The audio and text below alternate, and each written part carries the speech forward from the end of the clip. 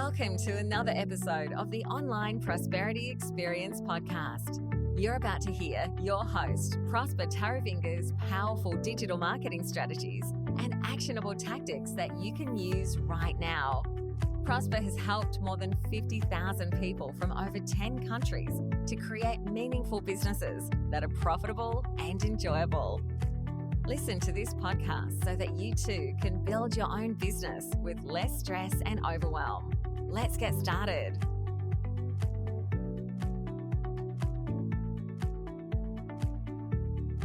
Here are some overlooked ways for you to actually market your coaching, consulting, and freelance business. Now, you see, it's quite funny because as a marketing professional, some of the things that I do in order to generate leads for my business are seemingly obvious to a person like myself. But when I speak about them to my clients, or I just randomly tell them to my clients, they're like, oh my God, I'm going to implement that. And I'm thinking, wait a minute, this seems like common sense. This seems like something you can just do every day without even thinking. So, as they always say, common sense doesn't always seem common. You know, when you're marketing your coaching, your consulting, or freelance business, or, whatever entrepreneur of any sort, it can often become very frustrating if you're not actually closing leads or having other people, asked to work with you, because obviously you're already busy trying to make ends meet. Okay, if your business is what you depend on to put food on the table, it might actually put an enormous strain if you can't close any leads or generate consistent revenue that actually warrants you to continue staying in business. I mean, you already and it sometimes seems like it's never enough time during the day just to do everything or all the stuff that you learn, in order for you to start marketing your business. And you're always looking for that one thing, just that one thing. But let me tell you something, there's no magic formula. And, when it comes to marketing your business, it's usually the small things that we overlook that actually make the biggest difference. Okay, I'll tell you case in point. Right now, the thing that prompted me to want to have this podcast is the fact that I was actually sitting on my LinkedIn, and I was sitting here waiting for a call that was supposed to take place at 12 p.m. and I had 5 minutes before the call. So what did I do? I just decided to reward myself by scrolling through LinkedIn, and then I came across a post from some seemingly established coach. And they were talking about content marketing and telling people, especially people in their audience, how to utilize content marketing as a way to generate leads or something of that effect. And I was like, wait a minute, this is an opportunity because this post already has an engaged audience. Why don't I just piggyback on what they're already writing and then just put in my value on that? You see, this is something that just happened to me, or it just came to me instantly. Like, it was a no-brainer. I read what they had said, and then I read some of the comments, and then I just put in stuff that nobody had mentioned. And now I'm just getting pings, people liking that post that I've already put on there. But stuff like that, to me, happens naturally. So this is the reason why on this podcast, I just want to give you some tips that you can do while you're probably waiting for the bus, waiting for the Uber, or maybe just throughout your day, that will actually make a huge difference to how you market your business and how you constantly stay top of mind in order for people to network with you or to create content that people absolutely love reading. So like I said, there's no magic formula, but there's small things that you can actually do. And there's no formula that actually makes marketing easy. You just have to do it. But lucky for you, there's a few simple things that are often overlooked, like this LinkedIn scenario, which I just tapped into my knowledge and looked at what other people hadn't included and then just put in my 2 cents there. It's often overlooked, but it's actually an effective technique that you can actually use, and it takes very few minutes to put into practice. And if you do it well, then you can actually be in the forefront and actually leverage your knowledge in order to generate leads for yourself. Because let me tell you something, growing your own business is not easy. This is a tough endeavor. You're cold calling potential clients and you probably being hung up in your face. Like today, some kid called me in the morning and they were trying to sell me a software that helps to schedule social media posts. And you know what I just told them? I told them, guess what, the thing you're trying to sell me is for scheduling posts so that we can have maximum time throughout the day, right? And then they said yes, and I was like, okay, why don't you schedule a call with me, because right now I'm doing the things that you're trying to help me avoid doing. I don't want to be sitting on this call. I want to be doing work that matters for people who care. You know what I mean? And eventually the kid took that advice. I'm saying kid here with utmost love and respect. The person took that advice, and then I've just noticed that they scheduled a call within my calendar. Of course, it's something that that I just taught them, but because I already have the calendar system set up so that people can just schedule themselves in there, that's something that a lot of people don't have. You know what I mean? Because half of the time people are trying to talk to you, but maybe they don't want to disturb you, or maybe they don't want to interrupt, whatever you're doing. Like, can you imagine if somebody rings me while I'm trying to, record this podcast? So what have you done in order for people to actually schedule a call with you and make it easy? And maybe you're out there cold calling people, and then they say, hey, can we find out a time? And then you start looking at your calendar. They're looking at their calendar. Just send them a calendar link, and it makes it super, super easy for people to actually engage with you. Or maybe another thing is you're probably sending out hundreds of emails without getting as much as a thanks for reaching out. Can you imagine how many emails your potential customers are receiving? And the reason why maybe people are not responding back to your email is because maybe you haven't put a call to action, or one very simple thing. You don't have an email signature that actually tells people what the next steps are. You know what? This marketing tactic is actually so simple, but definitely one of the most overlooked. I even ignored this tactic myself initially, but once I set up a great email signature, guess what happened? People started knowing what the next steps would be or how they can engage with me. And in that email signature, I can either put in a link to a lead magnet, or I can put in a link for people to schedule a call with me. Yes, people are opening your emails, but you're not telling them what the next step is, or you're not telling them to engage with you at a time that is much more convenient, with you. And pretty much after that, when you are finished with your email, you just sign off, bye, it's Sally from wherever. Nobody cares. People care what it is that you can do for them. So instead of you trying to reach out to people as many times as possible, you can actually utilize the real estate of your email signature, which makes life a whole lot easier for all parties involved. Because in your email settings, you can find a section where you can add that email signature and set one up. And you can include your name, your profession, your website, your phone number, and the link to your maybe preferred social media profiles, and maybe a lead magnet so that people can follow up with you at their own convenience. Or maybe your business has maybe a tagline. You can include that too, just so that people have yet another touch point where people can then engage with you at their own convenience. I mean, yes, even in your own personal email account as well. Any written communication is a touch point, is a marketing touch point that other people might use as a way to get to know, like, and trust you. So don't forget that most forums, or maybe most email marketing tools, have a signature option as well. Or maybe, whatever place you are, even LinkedIn actually gives you an opportunity for you to have that tagline space there. For any profile or account that you have, you want to use this feature. Every time you post a message, you'll be marketing easily. All right, even without thinking about it.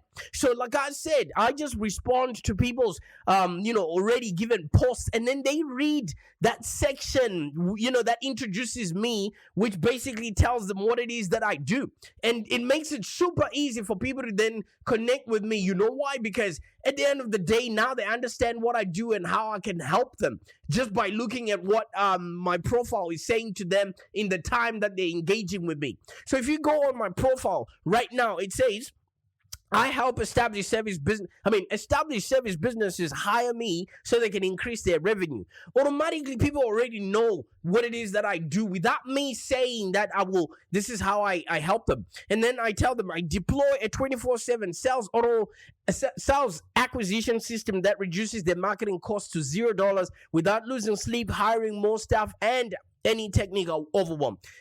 People will then be intrigued as to, what does this guy do? And then keep reading my profile.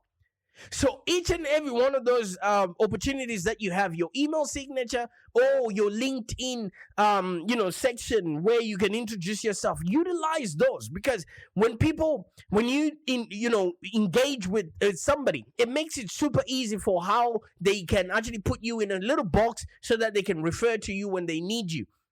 Because half of the time when we reach out to people, they're busy with their work, or they don't even know what we do, or they don't understand what it is that we're trying to tell them. But if we can have an opportunity to send them to our website, send them to some sort of a lead magnet, your email signature will be a powerful tool that constantly advertises for you even while you're sleeping. So every email that you're going to be sending, even if it's a hi, how are you doing, or you're passing on any information, it becomes a marketing tool. It becomes a good referral tool so that you're arming your referral partners with information of how they can refer you to other people. Simple, but very, very effective. And I even touched on about our About Us page.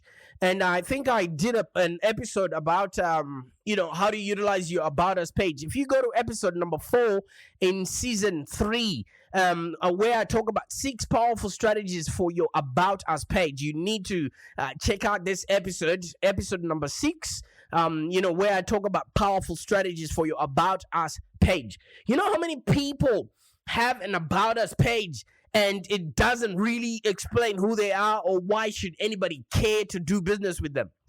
Because most About Us pages actually make big assumptions that your readers or people that are coming to your website already know what you're doing. You see, that is a big, big mistake. Half of the time, people have only just heard about you or have just Googled something, and this is the first encounter they have with your business. So you want to make it easy for people to engage with you. All right, and it's so easy for you to overlook what seems obvious to you, because you deal with your business constantly 24/7. Somebody only has 3 seconds to make a decision whether you're the right person, to help them make sense of the world around them. So it's really obvious to new visitors who you are and what it is that you do. So they usually take it upon themselves to go to your About Us section. If you jump onto our website just to amuse yourself and then check out our About Us section, you will notice that in our About Us section, I literally tell them a little bit about my story. We literally tell them most of the products that we're offering. We literally tell them what kind of clients we deal with. We literally tell them the solutions and the problems that we solve. We literally invite them to subscribe to this podcast. We literally show them other industries that we've had successes in. All throughout, we just really want to show them that we've created content. They have arrived. All right. We don't want them to actually have an idea whether could these people be the right people for me to work with. We leave nothing to chance. We don't expect people to make their own conclusions. We give them the ammunition. We tell them what to think, and that's what your About Us section or About Us page has to offer the people that you're going to be dealing with. So you want to edit your About Us page and add that you're a freelancer or you're an entrepreneur or a coach that people should hire. You need to express that fact that people hire you for X, Y, and Z. That already puts in the prospect's frame of mind that you're not free and you're an expert. And then that's when you mention your specialty, how long you've been in business for, who you've worked with, and what you've been doing, with your time, and what sort of results you're getting for your clients. And maybe you want to also mention what sort of people you work with, because once you start letting people know who you work with, they can self-identify and self-qualify themselves to say, you know what, I think I need to work with Live Long Digital. I need to work with Sally's freelance business. I need to work with Coach Carter. You know why? Because people like me do things like this. All right. So instead of you trying to put out your alphabet soup of things that you've done, yes, okay, it's okay for you to show people where you've been. But you know what?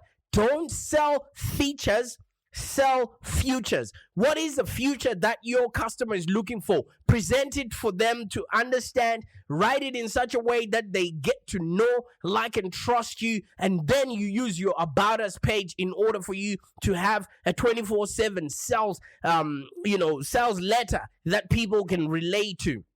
And speaking of sales letters, our LinkedIn summary, where we actually have an opportunity to put in, words that describe how we can help our customers. It's not a resume. You are not looking for a job. You're not looking to be hired for full employment. You are looking to help people. So you need to put in content that helps people by actually helping them. This is what I can do for you. Here's what I've got. Here's what it will do for you. Here's how it works. Here's what I want you to do next. And here's why it's safe for you to do so. Make it easy for people to do business with you, because in their heads, they're always asking themselves, what's in it for me? So if you're answering that question with your About Us page, if you're answering that question with your summary page on LinkedIn, you have won half of the battle, because you are already taking the customer on a journey that they need to, and leading them towards, being of service, or helping them by actually helping them. So don't just assume that your readers already know, that you're looking for clients. Make it completely 100% obvious that you are available for hire. Even if you have to write it down, I have written it down in my LinkedIn that established businesses hire me, so that people can explicitly understand that I am available for hire, and people are already hiring me. So it actually puts social proof around what it is that you're doing. Now, speaking of hiring, you also need to have a Hire Me page. All right, you need to have a page, or you need to have a place where people can actually go to that explicitly says hire me. All right, so maybe you can use your About Us page, or something of that nature. But like I mentioned in your About Us page, you already told your readers or your potential clients that you're looking for clients, right? And your Hire Me page, you explicitly ask for the sale. You need to explicitly ask for the sale, because you know what? Some people will never buy until they've been asked. So sometimes some clients need an extra little step in order for them to make that hiring decision. So include specifics about your services and tell people what they will get from you. All right. And like any other sales page that you might have, state how you can help your client's business get results. Show how you've helped other clients succeed and the results that you can bring, and include testimonials, the whole shebang about the whole enchilada. Because if you don't show people what it is that you can do and how you help other people, they are not going to have an idea or come to the conclusion that maybe they need to work with you. You need to bring them towards making that sale. And even if you have already gotten that person to, a call, and you're speaking to them about the proposal, show them where to sign. Sign here on the dotted line. Give me, 50% deposit. You need to show people the exact next steps that they need to do in order to start working with you, because no one is just going to guess. So your Hire Me page is also a very good place to mention all the working terms and conditions that you have, so that people actually understand what it means to start working with you. You may want to maybe limit it to a few things, so that you're not overwhelming people and making it sound like you're difficult to engage, because you don't want people to think that it's difficult to work with you, because that scares people off. But you need to show them what the first step is. Otherwise, they're not going to do it. And lastly, with regards to the Hire Me page, there's an easy way, for you to do this. You can actually make this into your contact us page, or you can just add a form in which people can actually, self schedule themselves so that they can start working with you. All right. And if you notice, half of the time I'm talking about showcasing your work, showcasing that you can help people by actually helping them. One place that a lot of, coaches and consultants don't have within their website is maybe a portfolio. I mean, sure, you've had a few clients under your belt, but are you showing prospective clients, the work upfront? Because some people might not even be problem aware or solution aware. So you need to show them a case study or what it is that you have done so that they can, relate to that problem that they might be facing. Because some people, if they knew that there was an answer to their problems, then they would obviously go ahead and look for it. Some people don't quite know that some of the problems that they have solutions. Because your prospective clients naturally love to see samples of your work. So maybe it's not just restricted to digital marketers or website designers or people that can showcase beautiful pictures of things that they have done. Your life story, your help that you have provided your customers, any of that proof that you've done this before, they are not going to be the experiment. That's exactly what you get paid for.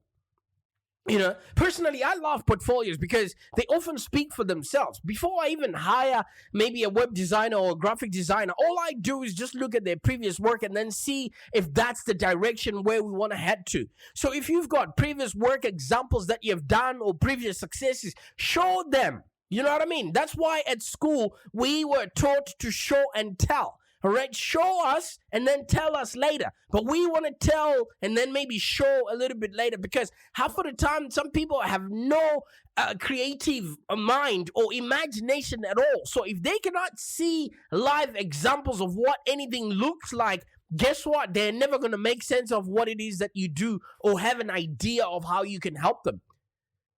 All right? Because personal portfolios speak for themselves. And it's also easy to just send potential clients a link to a portfolio or a link to all the amazing work that you've done before. So you can actually create a portfolio on your website. We know that links to some of your work. And also, this is also what I'm going to say with utmost love and respect. Make sure you have permission or you have terms and conditions that allow your previous clients or that give you permission from your previous clients to share their work, because some people might not want that to happen. So just make sure you're within your legal right to showcase that work. All right. So in that portfolio, put up images of your published work, insert an expert, or maybe a template of how you arrived at certain results, because like I said, a lot of our customers or our potential clients have no imagination at all. So if you don't show them what the work would look like, they would not have an idea of what it is that you actually can help them with. And when you've got this, you now have a result, that is a professional and visually appealing portfolio. So not only are you just going to speak your way to sales, you can actually showcase what it is that you're doing. And it's something that a lot of people don't quite take seriously. And you're missing out on maybe 92% of all the sales that you could have gotten by actually showing your potential clients how you've helped other people or what is possible with the work that you do. All right. Have you ever noticed that when you go into a shop and you're given a sample of the food that food samples or anything that you're given as a sample, and that's why we're given test drives so that you actually can feel you're in the car, you're putting all the dials, you pressing on the accelerator, you actually feel involved. You can't imagine what a car looks like or what it feels like by just looking at an ad or looking at a picture of a Maserati. All right? And maybe you might say, oh, wait a minute, I'm just starting out. Of course, that's the best place to be. And you might say, I've got nothing to show. That's fine. You can still create your own portfolio by doing some mock-ups of what you created for yourself. A portfolio shows what you can do. It just doesn't have to be, stuff that you've been paid to do. And there's also another methodology that I use, which is called the curious student method. Just go to people that are your potential customers and then say, you know what, I'm trying out something new. Is it okay if we can try it out in your business? And if we're successful, can I get a testimonial or can I use this in my portfolio? 9 times out of 10, people would say, hey, that's okay. You can do this as long as you're not going to mess things up. And then you do the best you can and then use that as use that as part of your portfolio or as part of your social proof. No one is going to question whether you got paid or you didn't get paid for that job. And speaking of which, are we actually utilizing our personal networks to actually get work? Because your network is your net worth. All right. So those people that you can go to might be people in your network and say, hey, Sally, I just started a business. Can I do a website for you? Obviously, we already know each other. We already trust each other. I wouldn't do anything to jeopardize what you have created. And then you just go in there and then create a website for people that are already in your network. Because your friends and family are already, hoping they can find a way to help you out. Sometimes they might not have the confidence for them to refer you to their networks. How about you doing stuff for them? I mean, I'm saying this within reason, but you can do stuff for them so that they have a reference point to then show other people that, hey, look, this is what my cousin can do, or this is what my relative can do. There was a meme that was going on social media that was saying, hey, if Beyonce comes up with a new lipstick, everyone jumps on it. But if your friends or relatives start a new business, nobody talks about it. It's because they don't have a reference point. It's because they don't trust you yet. They know you as that person who passes out at a party. They don't know you as a tax accountant. They don't know you as a coach. They don't know you as a consultant. So why don't you show them what it is that you can do so that they have a new frame of mind or a new reference point?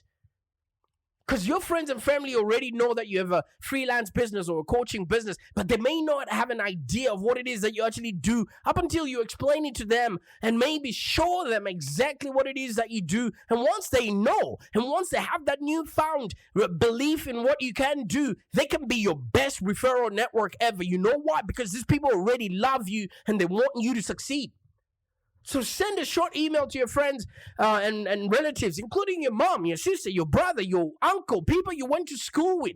Tell them about your new business and then go into detail about what it is that you do and show, offer to help them if they're already in business themselves. Tell them the type of work that you're doing and the type of people that you're looking for, the type of people that you can help. Show them you're serious by giving them examples of your work and actually going out there and doing it for them.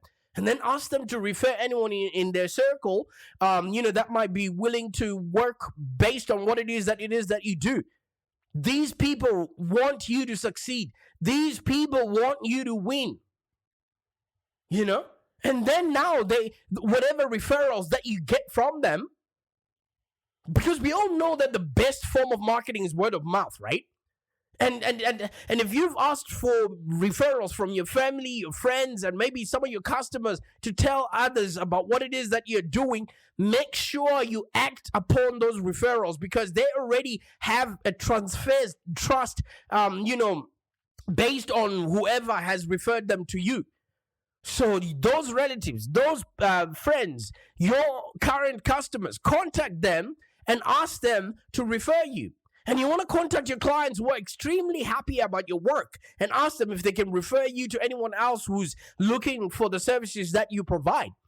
And as a perk, you could even offer maybe a referral discount or maybe give them a free month or just something to reciprocate whatever it is that they would have done for you so that you can encourage them to refer work to you. Sometimes some people don't want to be paid because then they feel like, that diminishes the relationship that you have. Find out what people are comfortable with and then just make sure you deliver on your promises. At the very least, this request from people gives you an opportunity to ask yourself how you are doing and actually get feedback. As to what it is that they absolutely love about your work. And then you can bank on that kind of relationship. You know why? Because they want you to keep succeeding. They want you to keep working with you, you to keep working for them. you know?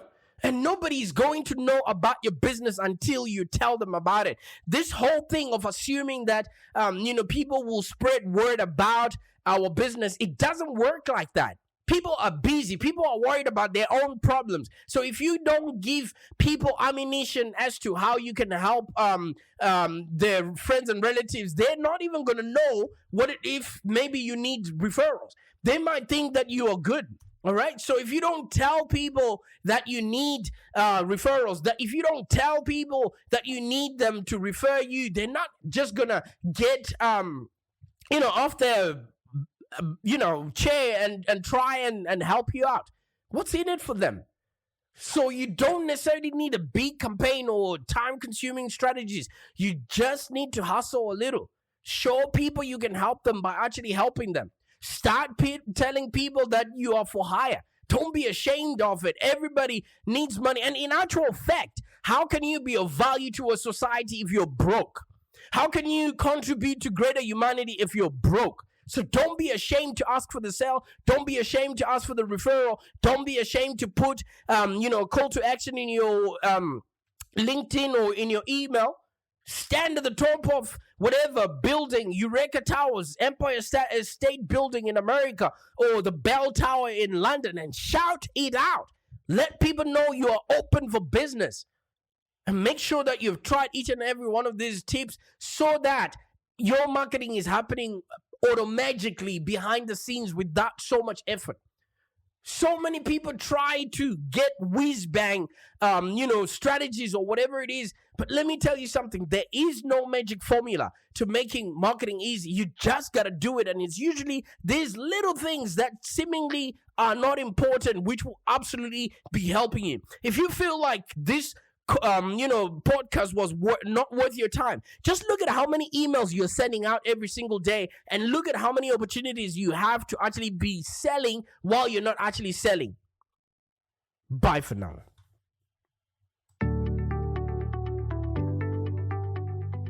Thank you for joining us today. If you have any questions, let's continue the conversation in the Live Long Digital community. Become a Live Long Digital community member today. This community is for ambitious entrepreneurs and small business owners with the drive to take control of the future of their businesses and achieve huge success without stress and overwhelm. As you heard, Prosper can help you by teaching you marketing strategies that work. So look no further than the Live Long Digital community of entrepreneurs and highly successful business owners. Join our community today. Find us on www.community.livelongdigital.com.au. Network with other driven entrepreneurs and find the expert guidance you need to take your business to the next level. www.community.livelongdigital.com.au